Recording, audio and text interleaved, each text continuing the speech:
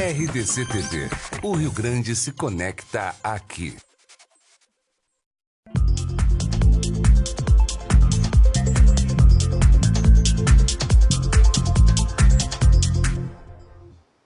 Oi, gente, muito boa tarde, muito bem-vindos ao programa Que Esporte aqui na RDC TV, canais 24 e 524 da NET, em todas as plataformas digitais. Como que vai aparecer aqui pra ti no nosso Facebook, nosso YouTube, nosso Twitter, aí RDC TV Digital no nosso Facebook. Isso daí toda uma programação nova que a RDC vem preparando. Agora vai pintar o nosso Twitter, eu acho, se o nosso GC aí, @RDC TV Digital. E hoje o Que Esporte é aquele programa que fala de várias modalidades esportivas e do futebol apenas do feminino, que daqui a pouquinho tem novidades também das gurias coloradas, recebendo no primeiro e segundo bloco Kathleen Quadros. Ela só é a primeira mulher, a primeira brasileira a conquistar uma medalha olímpica em modalidades individuais. Muito boa tarde, que honra tê-la aqui no estúdio. Boa tarde, a honra é toda minha. Obrigada pelo convite. Como é que foi a sua vida? Você que é uma judoca, está na Sojipa, mas vamos retroceder, vamos voltar tudo. Onde que começou essa tua história tão brilhante no judô? Na verdade, eu sou natural de Brasília, né? Minha família toda é de uma cidade satélite chamada Ceilândia Sul, e comecei num projeto social no SESI, né? Que abriu para crianças carentes, e lá comecei natação. E no caminho da natação que eu conheci o judô, né? Eu vi as criancinhas brincando, treinando e chegava atrasada na natação. E aí foi quando meu professor puxou a orelha e falou: mãe, a Kathleen tá chegando atrasada, não pode ir. Minha mãe, impossível, deixou ela todo dia aqui meia hora antes. E eu expliquei que era porque eu ficava assistindo judô e gostava. Até então ninguém nem da minha família sabia que era judô, se era esporte de luta, se fosse de luta, se mulher podia praticar, né? Mas minha mãe foi super tranquila. Que época é isso? Porque tem uma quebra de preconceito às vezes também, sim, né? Porque o judô hoje já está convencional, mas quando tu começou era uma coisa, nossa, o que é isso? Sim, eu comecei de 7 para 8 anos, assim, pensando que agora eu tô com 30. Essas idades. Né? Então, era uma época que ainda tinha poucas meninas. Se a gente for pensar que o judô entrou competitivamente só em 82, então é pouco tempo. Mas foi assim, eu me apaixonei pelo judô, foi realmente amor à primeira vista, eu queria brincar, queria estar lá. E minha mãe achou tudo bem, perguntou, se você quer, e me colocou sem pretensão nenhuma. Então eu comecei a treinar judô por brincadeira e até de moletom, que minha mãe não queria comprar o uniforme, que achou que era fogo de palha. Que tu não ia usar muito. Só que eu sempre fui uma criança ativa. Se tivesse corrida na rua, eu estava fazendo corrida, fazia a corrida dos reis que tem em Brasília, eu fazia de tudo. E aí começou a ficar pesado para minha mãe. Uniforme de natação, uniforme de judô, e aí com 12 anos ela falou, você vai ter que escolher. Toda vez tem campeonato, tem que escolher um ou outro, não dá pra fazer os dois. E tu ia bem nos dois, assim, naquela idade? Eu achava que sim. Eu achava que sim. Mas o bom do judô que sempre foi muito dinâmico, assim, né? Você acaba, quando criancinha, você não aprende um golpe de fato. Você trabalha todas as coordenação motora, então tudo isso é brincando. Você aprende golpe se divertindo. Então você nem sabe que, às vezes, aquele movimento virar um golpe muito forte.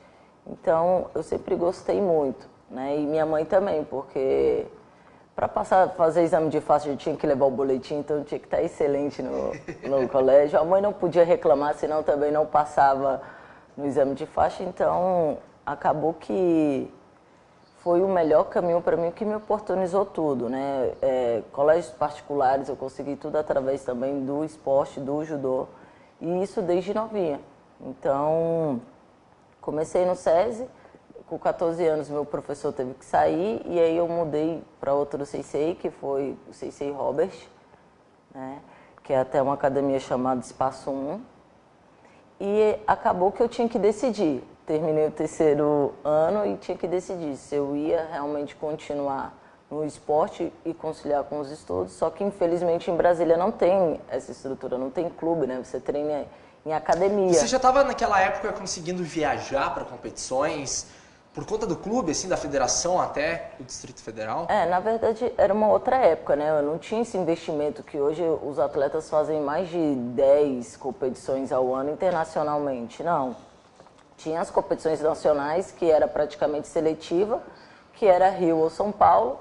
Então, você passando por essas seletivas, você ganhava 2 viagens, né? Saía o Seleção A e o B na época chamado. E quem fosse melhor internacionalmente dentro dessas 4 competições, 2 para cada um, era o titular da categoria. Era o que ia, sei lá, para um Mundial ou um Pan-Americano, né? Era o que decidia, eram essas 2 competições internacionais. E tinha viagens, mas eram poucas, né?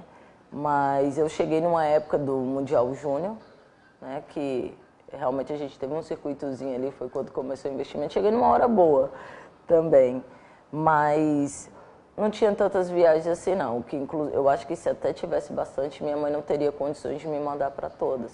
E foi... A tua dificuldade na infância, o quanto que ela foi importante?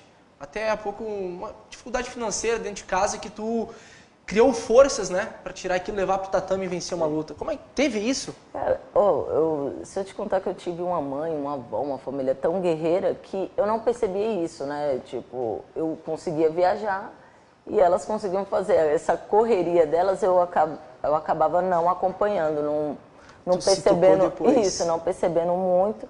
E para mim serviu realmente como um processo. Né? Às vezes tinha competição que eu podia ir, outras que eu não podia ir, mas eu sempre gostei do judô e entrei inicialmente porque era realmente só minha diversão, né? Depois que realmente eu comecei a ter sonhos mais altos, que terminando o 3º ano, minha mãe falou, ó, tem faculdade agora e você vai ter que decidir. E aí foi quando surgiu a oportunidade de ir para o Minas Tênis Clube, né, que foi com 17 anos. E... Sair de casa, mudar a vida. Isso. E minha mãe só deixou porque tinha essa parceria com a faculdade e tudo mais. Então, eu poderia ir desde que estivesse estudando. E foi muito bom, né? Porque realmente eu ia estar estudando e fazendo um esporte que eu mais amo e com toda a estrutura. Eu não tinha despesa de alimentação, moradia, de viagens, né, que nem essas que tinha nacionais, e as internacionais que você fosse era pela seleção. Então foi muito bom, assim, e para mim foi uma mudança muito drástica, né? Para quem treinava 3 vezes na semana na academia, treinar em um clube todo dia. Fisioterapia, psicólogo, nutricionista, com toda a estrutura possível. Com toda a estrutura possível foi bom, porque no início se quebra mesmo, porque não tem jeito, né? A demanda é muito alta. Mas foi ótimo, assim, eu não tenho realmente o que reclamar de nada, porque em 2 anos o clube conseguiu dar aquela lapidada e eu consegui garantir a minha vaga olímpica em cima de um atleta muito forte, que na época era Daniele Zangrando. E como é que foi essa questão sua para as Olimpíadas? Foi um susto para ti? Tu já estava esperando, já estava se preparando para as Olimpíadas de Pequim 2008? Eu participei da seletiva, né, que geralmente tinha uma seletiva final que pegava o titular júnior, o titular do sub-23, quem ganhou o troféu Brasil, o brasileiro, e separava em 5. Nesses 5, eu lutei a seletiva e perdi a seletiva para entrar para a final. E só que a seletiva era em Belo Horizonte e tinha uma atleta que se lesionou. Né? Ela se lesionou, estava com o ombro machucado. E aí foi uma segunda sênior que preferiu ir para o Universidade porque a faculdade ajudava. E aí o pessoal, pô, a seletiva já era na terça-feira, a seletiva é sábado. Coloca a titular júnior de novo. E aí foi assim que eu entrei na seletiva final e perdi só para Daniele Zangrando. Então eu saí como B, né?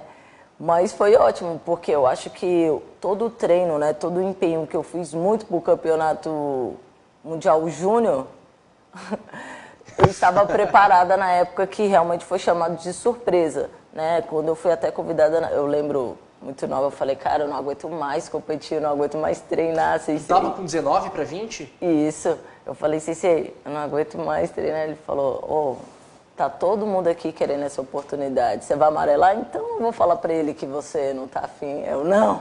E aí, imediatamente a ficha caiu, entrei na seletiva, foi muito bom que eu entrei de última hora. Eu conheci as meninas, porque ela era mais velha, mas elas não, tipo, eu não estava dentro da seletiva. Então foi uma surpresa para ela e uma surpresa muito boa para mim. Isso aconteceu muito rápido. Foi no final de 2007. Em janeiro eu já estava indo em fevereiro já estava indo para o Grand Slam de Paris, onde eu garanti a minha vaga. E com essa vaga garantida, você foi para as Olimpíadas como uma surpresa. Por ser de uma modalidade distinta ao futebol, o Brasil não te conhecia. Você estava fora. O que essa medalha representou? Cara, eu acho que representou muito assim, a evolução do judô feminino, realmente acreditar no potencial feminino, que quase desde então não viajava.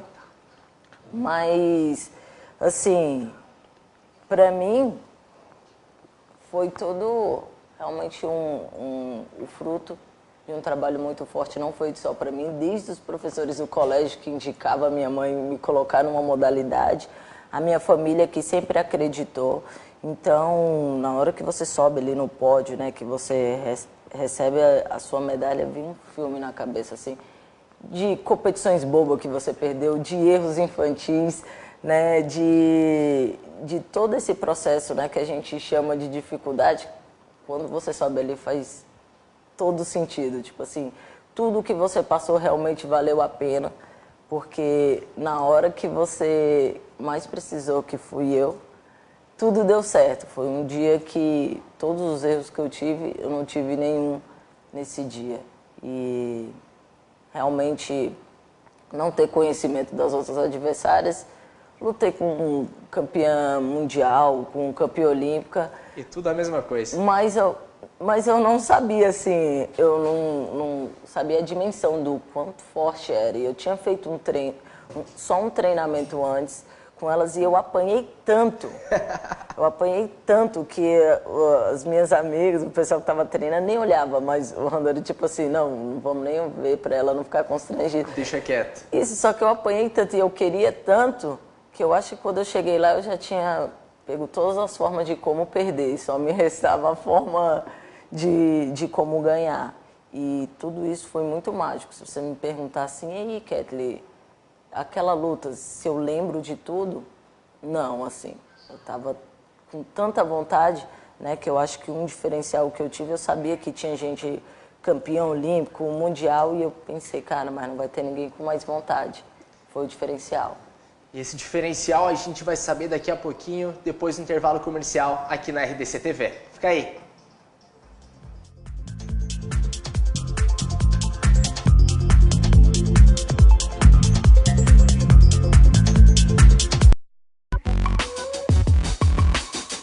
A cada dia uma nova oportunidade, um fazer diferente. E é a mudança que faz o novo acontecer. Esteja atento, inove, busque o melhor. Somos a 3 Graus, uma agência onde a comunicação é tratada de uma forma diferenciada. Uma forma ampla e completa, guiada pelas tendências mundiais de marketing, comunicação e design, com foco na potencialização de resultados. Nós somos um time de curiosos, focados na compreensão do mundo que nos rodeia e em como as pessoas se conectam com ele. É essa curiosidade que nos motiva a ver o que está próximo, com soluções completas, criativas e eficientes. Em um mundo de constantes mudanças, se destacam aqueles que fazem dela uma aliada. Empresas que dominam a mudança saem na frente e contam com possibilidades ilimitadas. Nós, a 3 Graus, vamos ajudar você e sua empresa a encontrar seu caminho e evoluir com você, auxiliando na conexão com as pessoas na era digital. Esse é o armário de quem mora na rua. Esse é o fogão de quem mora na rua. Esta é a sala de quem mora na rua. Essa é a cama de quem mora na rua. E esses são os cobertores. Alugue seu apartamento vazio por R$500 por mês por beneficiário e ajude a mudar vidas. Aluguel Solidário, a vida de casa nova. Alô, Gauchada Buena, convido a todos para assistir o programa Canto e Prosa aqui na RDC TV. Toda terça-feira, às 5 horas da tarde. E o programa é reprisado aos domingos, 10 horas da manhã. A todos, aquele abraço.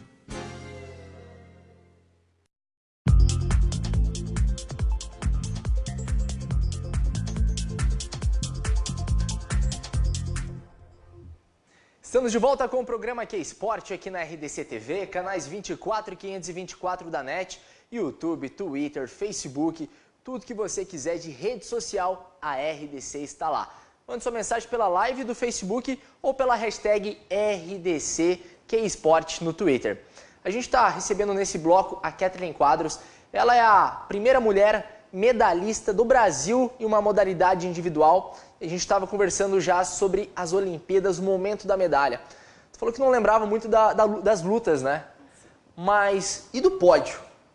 Quantas vezes passou na sua cabeça, tu chorava, quando tu subiu, o que tu lembra assim, né? Uma coisa que ficou bem marcante assim em mim foi minha mãe ali. Minha mãe nem me visitava em Belo Horizonte porque não tinha muitas condições. Cara, mas ela conseguiu ir para a China, né? E assim, sem falar inglês e tudo mais, então um momento muito marcante que eu tenho, né? Todas as vezes que eu ia entrar na luta, ela ficava me chamando, só que eu estava escutando. Só que ela queria que eu olhasse para ela, só que não dá para olhar. Nesse momento você fica muito sério. Então eu consegui escutar tudo dela, falando assim, pô, a Kathleen não me olha. Eu tô torcendo aqui para ela, só que eu estava escutando tudo. Então a presença da minha mãe realmente me fortaleceu muito, mostrando a garra que ela teve de estar ali e vivendo esse sonho comigo. Então teve a Eriquinha, minha amiga, que é a Erika Miranda. A gente começou juntas em Brasília, fomos juntas para Belo Horizonte, viemos para Sergipe também. E aquele momento ela tinha sido a primeira a classificar a categoria, se lesionou um dia antes da gente viajar e compartilhar desse sonho, ver ela chorando por essa oportunidade, cara, fez em mim me fortalecer. Eu falei, Eriquinha, pode deixar, eu vou lutar por nós duas. Então, infelizmente para ela foi uma experiência ruim, mas para mim, de uma situação ruim, me serviu muito de inspiração. Então, eu queria muito, né, até na época eu fiquei sem com o que aquecer, porque a gente já tinha combinado de aquecer juntas, só que a Mayra ainda, a Mayra Guiar, bem novinha na época, 70 quilos, falou, não, Kequinha, a Mayra era a primeira Olimpíada dela também, né? Era a Olimpíada de todos nós, assim. A Mayrão foi uma parceira minha dentro da vila que a gente não saía da sala de jogos. Todo dia a Rose tinha que ir lá, a técnica falava, meia-noite, tem que dormir. Aí a gente ia dormir. Então, foi muito bom viver essa experiência, né? Eu acho que de não ter tido essa pressão, a vila parecia um parque de diversão para mim, eu me diverti comida muito. De graça, tudo mais. Tem uma história muito bacana, o nosso próximo convidado vem o Anderson e o Pedro do atletismo. O Pedro dizia que os lanches da Vila Olímpica no Rio 2016 eram uma maravilha. Vou até olhar para ele que já... Ele vai contar mais um pouquinho também como foi conhecer, passar, né, ver o Usain Bolt nas pistas. Kathleen, como é que foi para ti depois da medalha? Porque tu foi para os holofortes, toda a imprensa nacional, mundial em cima de ti, sentiu um pouco? Como é que foi essa questão? Sim, eu senti bastante, né? Às vezes eu estava andando ou conversando com alguém, né? E aí o clube falava, cadê a camiseta? Só que eu nunca tinha sido cobrado pela camiseta, pelo uniforme. E às vezes a pessoa falava, e aí, como é que era seu nome? Eu tinha que falar meu nome, o clube e tudo mais. Então eu sofri um pouquinho assim, né? Pelo menos não era em chinês, né? Mandarim.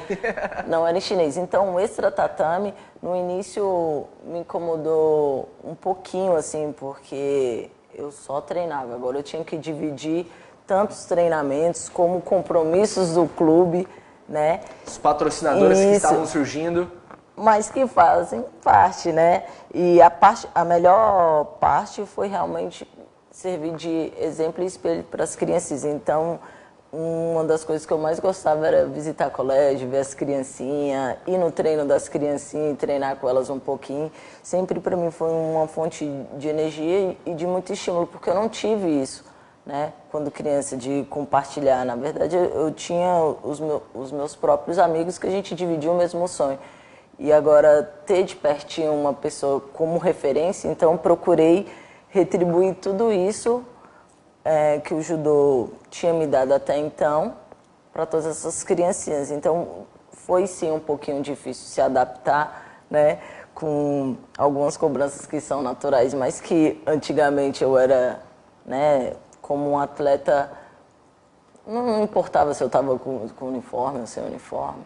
se eu era do clube, se eu não era do clube. E aí... A medalha estava no peito, estava tudo garantido. Sim, e aí depois disso eu tive que fazer algumas adaptações e isso daí ninguém me ensinou. Eu aprendi a treinar e ganhar medalha, né? Mas o extra, né, como lidar com imprensa, como lidar, isso daí foi difícil para mim. Assessoria resolver um pouquinho. Sim. Alguns recados nossos aqui no Facebook também. Acho que uma pessoa que te ajuda muito, né? O Alex Pombo. O que tu pode falar para ele?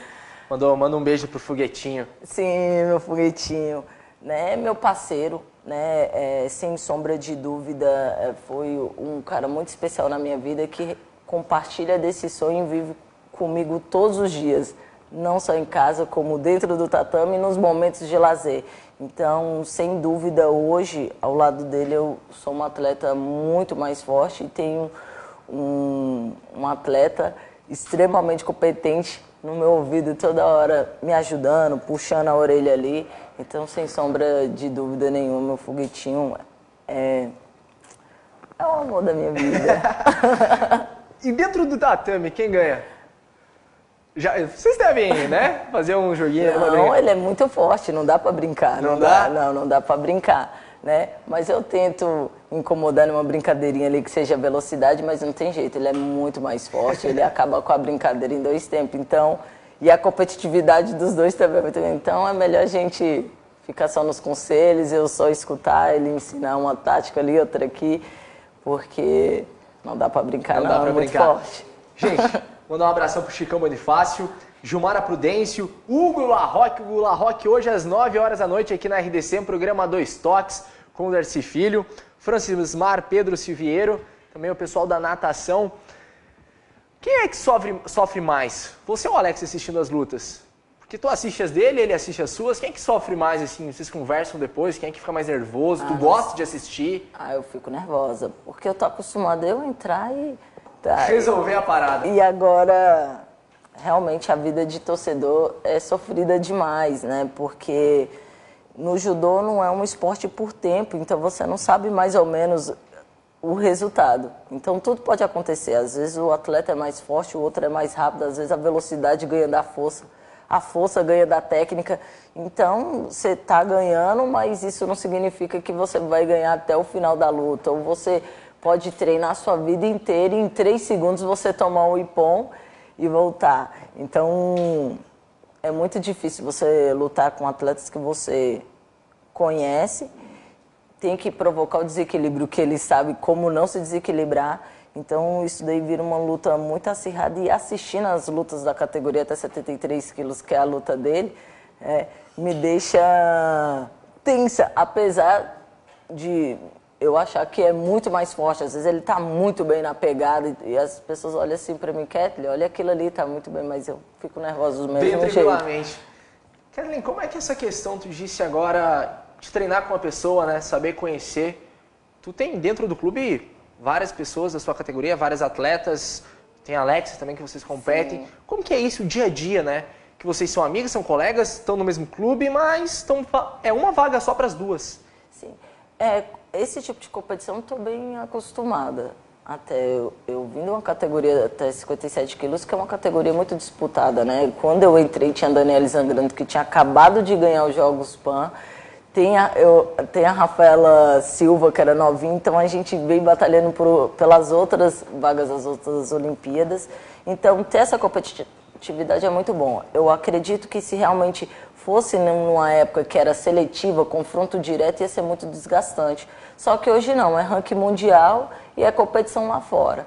Então, quem for melhor lá fora é que realmente está dentro da zona de ranqueamento, e se coincidir de competir as duas juntas, é realmente por disputa de medalha. Então, vira uma competição saudável. No judô, diferente de algumas modalidades, a gente aprende muito com o nosso adversário, porque é ele que realmente te estimula a ser mais forte, a se melhorar superar. Dia após dia. E a gente pode, né? Não é um esporte que machuca.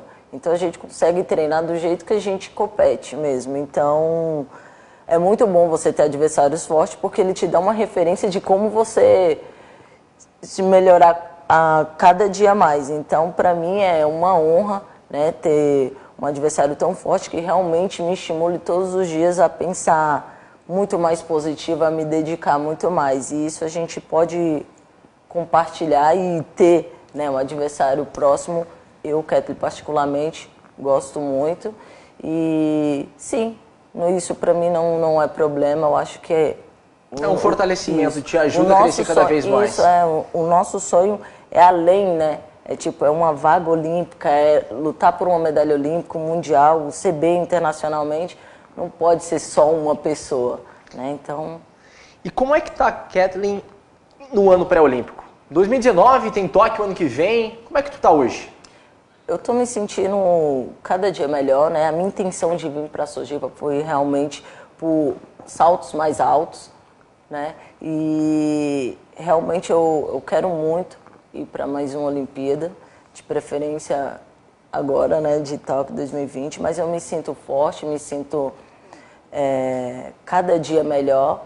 Eu acho que vem tendo um processo, eu venho evoluindo, crescendo, ainda não está sendo suficiente, né, para estar ranqueada entre os 5 melhores ali, mas eu acredito muito no material humano da Sojipa, no nosso líder, Sensei Kiko, né, e todos os técnicos que tem ali, então não tenho dúvida que eu estou no lugar certo, escolhi a equipe exata por um momento exato. Então me sinto preparada, estou curtindo o processo, eu acho que esse processo, né, parece ser doloroso, porque um sobe e desce danado, mas eu acho que é o que realmente nos faz voltar, corrigir e procurar ser melhor. Então é isso que eu estou fazendo e me sinto extremamente animada, né, forte, cada dia feliz no lugar onde eu estou. Torço muito por ti, conte muito com o projeto K-Sport, com a RDC. Queria agradecer imensamente a sua presença hoje. Imagina, eu que agradeço e espero estarmos juntinhos sempre, em todas as batalhas. Te espero em Tóquio, então. Sim. Gente, obrigado. Daqui a pouquinho vem o Anderson Pedro do atletismo da Sojipa. Fica ligado aqui na RDC TV.